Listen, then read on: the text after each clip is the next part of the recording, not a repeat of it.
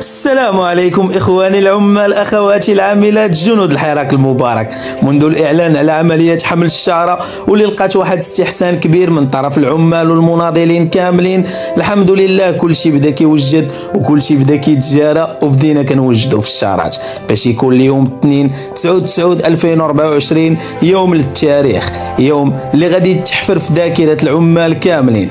هذا النهار اللي تقريبا كلشي دار الشارة، كبير وصغير، عمال ديال الاداره والناس اللي كيخدموا على برا، كلشي كيبان لك داير الشارات حمرين في يديهم.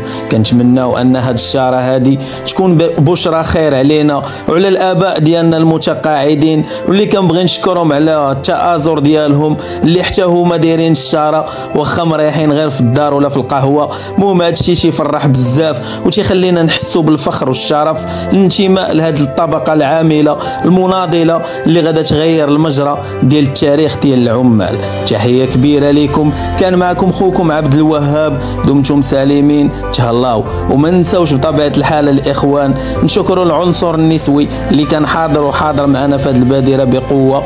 تهلاو في راسكم وما تنساوش تهلاو في الشارات ديالكم.